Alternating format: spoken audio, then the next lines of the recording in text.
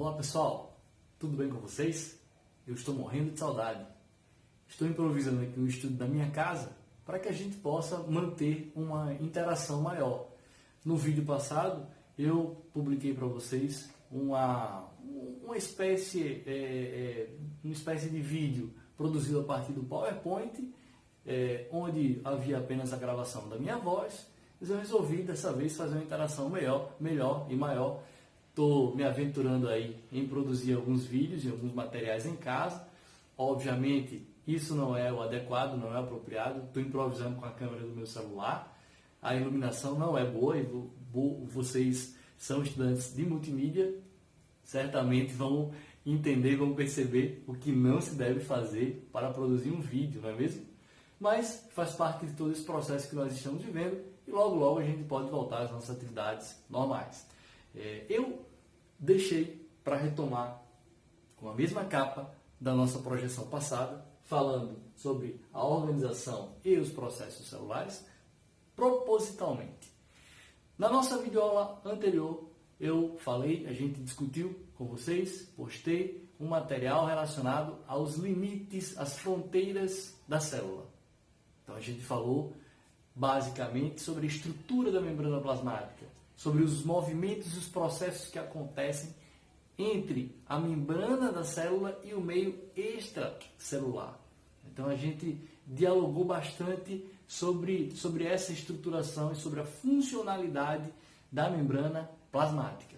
Pois bem, hoje a gente vai falar um pouco também sobre a estrutura da célula, mas sobre processos que acontecem com a membrana da célula entre o meio intracelular e o meio extracelular. Os processos conhecidos como endocitoses e exocitoses. Então, esses dois processos eles estão relacionados a essa mobilidade também de matéria, só que aí com gasto de energia, né? A gente viu na projeção passada, na aula passada, na videoaula que está lá no canal disponível para vocês, que esses processos eles acontecem sem necessariamente, alguns deles, a utilização de energia pela célula. Nesse caso específico, a gente tem a formação de algumas bolsas, de algumas estruturas e, consequentemente, o gasto de energia pela célula. Esses processos, né, como eu já explicitei aqui, podem ser processos de entrada de substâncias nas células, a endocitose e as exocitoses. Eu vou especificar aqui alguns tipos de endocitoses, que podem ser de dois tipos. A fagocitose, vou explicar esse processo aqui mais rapidamente, né, inicialmente, mas também existe a pinocitose. Então, na etimologia da palavra, fagem, comer, quitos, célula, então é um processo de entrada de englobamento de substâncias maiores pela célula, né, através dessas estruturas conhecidas como pseudópodes. Então, os pseudópodes, também fracionando a palavra para que a gente possa ter um melhor entendimento, pseudo significa falsos, podes, pés. Então, são projeções do citoplasma celular, da membrana plasmática celular, permitindo assim um englobamento de algumas partículas e de algumas substâncias. São processos extremamente específicos, tá? Então a gente percebe necessariamente aqui, esses processos acontecendo aqui nos protozoários, né? Os protozoários pertencentes ao reino protozoa, encontrados em meio aquoso, principalmente, em rios, em lagoas, mas também podem ser encontrados em nosso cotidiano. Por exemplo, quando a gente vai ao supermercado, compra um alface, e esse alface que vem ali do meio rural, né, quando foi coletado, geralmente tem uma certa quantidade de protozoários. São organismos unicelulares, eles são muito grandes, né? Muitas vezes eles podem ser vistos a olho nu com uma atenção maior. Nós vamos posteriormente estudar os detalhes dos protozoários. Mas, principalmente, e fiquem atentos, que as nossas células de defesa também acabam realizando esses processos de defesa, tá? Principalmente os macrófagos e os neutrófilos. Gente, eu lanço aqui para vocês agora um desafio. Nós estamos em um momento em que só se fala em um tema. Esse mesmo que você está pensando. A pandemia do coronavírus. Como meu filho costuma dizer, coronavírus. Então, veja bem, eu gostaria que você, ao assistir esse vídeo, pensasse que relação pode existir entre essas células de defesa que realizam esse processo de fagocitose e a defesa do nosso organismo em relação a um vírus tão virulento, que tem uma capacidade de disseminação tão rápida quanto o coronavírus. Pensem um pouco sobre isso daí, tá? Pensem e vamos discutir lá no fórum, vamos interagir. Eu estou sentindo falta de vocês no fórum, nos chats, para que a gente possa debater mais, não é? E falar sobre alguns assuntos que nós acabamos postando em nossos conteúdos, tá? Espero vocês lá trazendo essa discussão em relação aos pseudópodes, que relação pode existir da fagocitose com o coronavírus. Então, um outro processo de endocitose, né? Ainda falando sobre esse processo de fagocitose, né? Mostrando aqui para vocês como é que acontece esse processo, né? A gente percebe aqui uma célula, isso é um esquema didático apenas, para mostrar como é que essa fagocitose acontece nas nossas células. Uma sequência em que aqui a gente vai ter a célula com seu meio intracelular, o seu núcleo, a projeção dessa membrana plasmática, a partícula sólida começando a ser aqui englobada. Sequencialmente a gente vai percebendo aqui os pseudópodes projetando-se de uma forma mais evidente, né? E englobando, gerando aqui uma estrutura chamada de fagossomo. Nós ainda vamos estudar, mas muitos de vocês já devem ter ouvido que existem algumas organelas no interior das nossas células, chamadas lisossomos, carregadas de proteínas, carregadas de enzimas, muitas dessas enzimas relacionadas à digestão, a processos digestivos. E também a processos imunes, a processos de defesa da célula. Então, os lisossomos se aproximam desse fagossomo, né, liberam essas enzimas digestivas, degradam esse invasor, por exemplo. Isso é muito comum nos nossos macrófagos, como nós vimos anteriormente, né? Quando a gente tem um processo inflamatório, quando a gente tem um processo de alguma substância, de algum micro-organismo que acaba entrando em nosso organismo, e as células de linha de frente de defesa vão lá e fazem todo esse procedimento para sanar eventual problema de replicação desses micro-organismos, ocasionando assim uma infecção que pode ser generalizada se a gente não tiver a nossa linha de defesa totalmente estruturada, tá? Então, esse processo, ele também tem alguns momentos, algumas etapas, né? Então, a fagocitose, de uma maneira mais resumida, para que a gente possa entender o seu ciclo, né?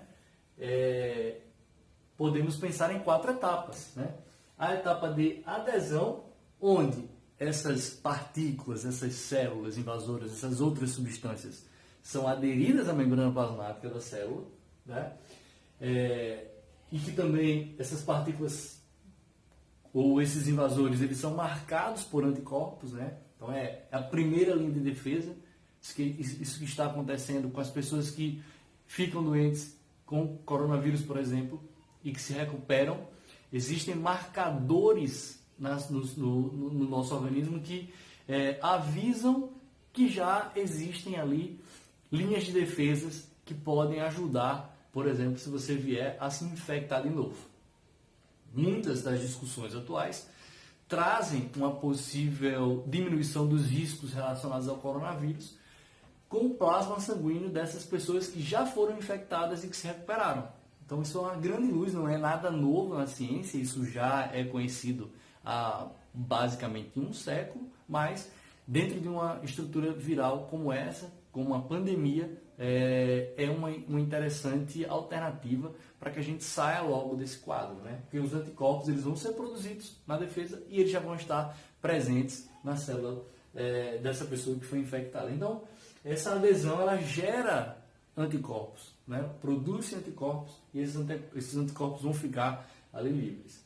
Depois disso, o englobamento, né? Como a gente viu anteriormente, o englobamento, os pseudópodes eles vão lá e envolvem essa partícula. As vesículas de enzimas dos lisossomos são liberadas, elas vão se fundir com essa partícula para que essas enzimas possam então fazer a degradação dessa substância, desse corpo estranho ou de qualquer outra estrutura que a célula tenha necessidade para a sua fisiologia. Ok? Bom, passando aqui, um outro processo que também tem relação com partículas de entrada da célula é o processo de pinocitose. PINEIN.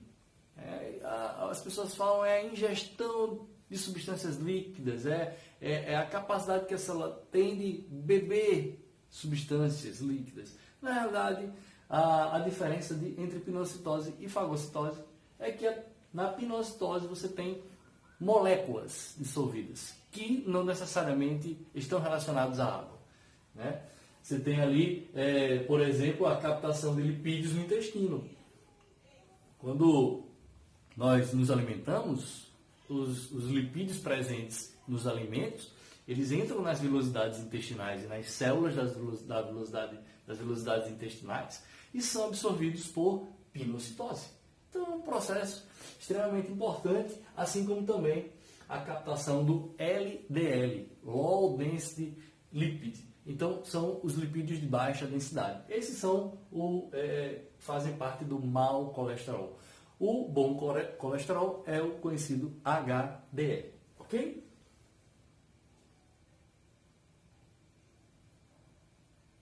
Processo de transição aqui demorando um pouquinho, mostrando aqui também como é que seria esse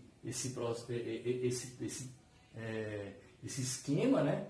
Essas partículas, elas também vão se aderir à membrana da célula, formando uma estrutura conhecida como pinossomo, e aí esse pinossomo entra no citoplasma, mas não haverá a sua degradação, né? Depois que o pinossomo entra, ele vai ser direcionado para o local indicado e apropriado, e haverá aí a liberação para as mais diversas funções celulares.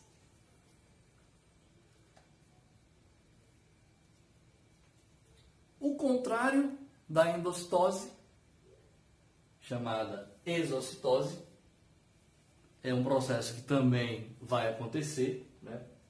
Pode ser conhecido como plasmocitose, né? Plasmocitose é quando necessariamente vacúolos digestivos, por exemplo, formados no interior da célula, substâncias que a célula não tem necessidade, por exemplo, precisam ser retirados e são mediados aqui por marcadores de membranas, por proteínas especiais que vão estar aderidos aqui a essa vesícula.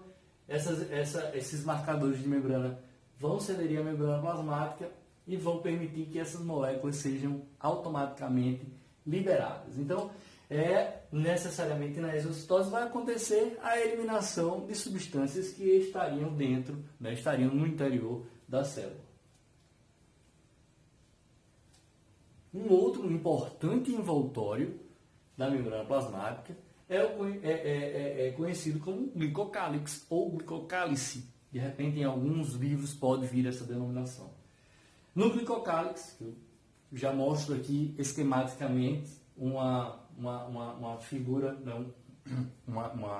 um desenho do livro do Amabis, mostrando essas estruturas parecidas com pelos, né? Lembra muito a estrutura de pelos nas células. E você deve se perguntar, mas a célula tem pelos?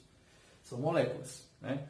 O glicocálix, ele tem essa função de revestimento externo à membrana, ele tem a função de reconhecimento celular. O glicocálix permite, por exemplo, que células de tecidos comuns se reconheçam e que também possam reconhecer ou não reconhecer outros tecidos.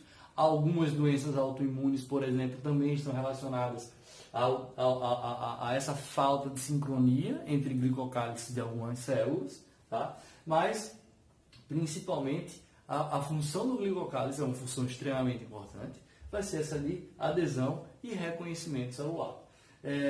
também eles têm a possibilidade de captar moléculas, principalmente enzimas, que estejam na parte externa da célula. Um detalhe importante é que o glicocálice ele pode ser constituído não apenas de glicídios, que são carboidratos, mas eles geralmente estão associados a outros tipos de moléculas orgânicas, exatamente para que esse reconhecimento possa ser feito de uma maneira mais efetiva. Então, o glicocálix pode ser constituído por glicídios e lipídios, né? É o glicolipídio, e glicídios e proteínas, né? Que são os compostos glicoproteicos. Então, essa é a função e a estruturação dessa importante estrutura celular.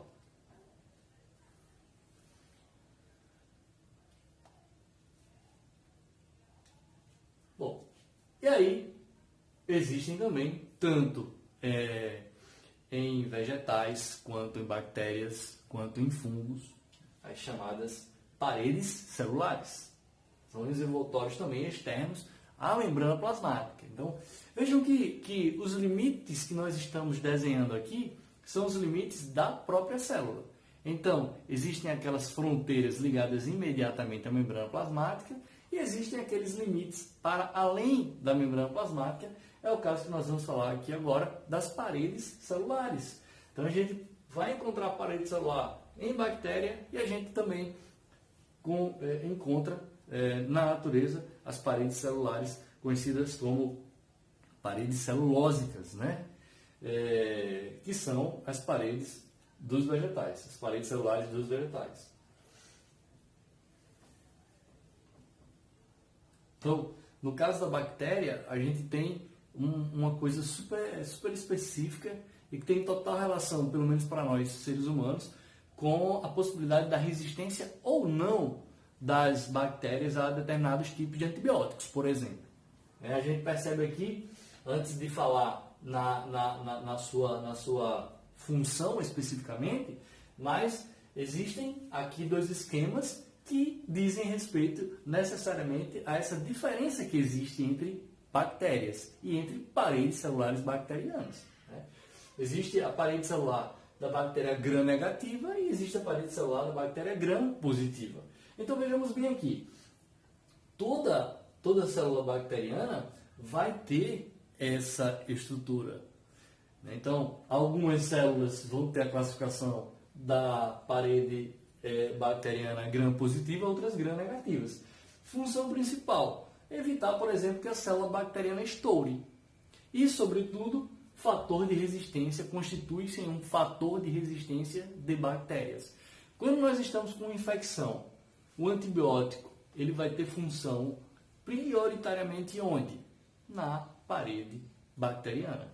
Vai dissolver essa parede bacteriana e vai permitir que essa substância, esse fármaco, essa droga, haja necessariamente naquele grupo de bactérias, extinguindo assim aquela grande quantidade de bactérias existentes e que estão causando a infecção em uma pessoa. Diferenças, né? Na estrutura do peptidoglicano. O peptidoglicano é o principal composto que compõe, a parede celular. Então, vejam a diferença entre parede gram-positiva e parede gram-negativa. A parede gram-negativa tem ali apenas um filamento de peptidoglicano, enquanto que a parede gram-positiva tem lá uma quantidade maior de peptidoglicano. Então, por que elas são chamadas assim? Porque o método gram é o método utilizado para corar a bactéria. Então, como existe muito peptidoglicano nas gram-positivas, elas vão se corar mais facilmente. Então, essas bactérias, a medicina, a ciência sabe que elas vão apresentar uma estrutura maior de peptidoglicano em detrimento das gram-negativas, que não vão ter totalmente essa estrutura. Detalhe, pessoal, por que a gente precisa tomar o antibiótico quando o médico indica para a gente 7 dias, quando nós estamos, por exemplo, com infecção na garganta, E no terceiro dia nós estamos bem, sem nenhum sintoma, mas o médico disse que a gente tem que tomar os 5 dias ou 7 dias. Perguntinha para a gente discutir também no chat, tá? Vou estar esperando vocês para a gente discutir isso. Por que que nós precisamos manter o tratamento completo quando tomamos antibiótico, mesmo estando assintomáticos? Olá. Bom, no caso agora da parede celular vegetal, né, nós vamos perceber aqui a parede celulósica, a parede da célula vegetal, as plantas, vai ter formando essa estrutura mais rígida, né, que a gente conhece, utilizando para produção de móveis, de portas. Então, existem duas estruturas aí ligadas, né? Muitos componentes químicos, suberinas, ligninas, muitas substâncias fazendo e causando essa adesão na estrutura da célula. Nós mostramos para vocês na última aula, naquele vídeo que está lá na nossa sala de aula de revisão de biologia, exatamente o que acontece na osmose na célula vegetal, né? Nós percebemos que na célula vegetal ela nunca estoura, ela não se plasmoliza, exatamente por causa da presença da membrana da parede celular, né? Que impede que a célula se expanda demais, né? E venha a sofrer a lise, venha a se estourar. Então aqui, ó, o que vai acontecer é isso. Toda a estrutura da célula vai estar aqui, né, protegida pela parede celular. Então, e a parede celular, ela tem a parede primária, que é a parede mais antiga, e a parede secundária, que é a mais recente. Então, ela vai sempre se expandindo nesse sentido. Aquela parte mais externa, aquelas cascas, elas constituem-se necessariamente aquela parede celular primária, a primeira que surgiu, né? Aqui a gente consegue mostrar, né, essa trama, né, essa estrutura, né, muitas moléculas de celulose, muitas microfibrilas de celulose. Então, uma estrutura totalmente emaranhada e densa, possibilitando ao vegetal essa resistência maior, né, a qualquer tipo de adversidade aí do ambiente. Vale salientar que, obviamente, que isso é uma adaptação. Os animais e os outros organismos, eles têm poder de locomoção. Os vegetais, por sua vez, não. Os vegetais sempre vão estar fixos, enraizados em um determinado local, e essa foi a maneira encontrada para que não houvesse assim tanta destruição e perdas de outros organismos.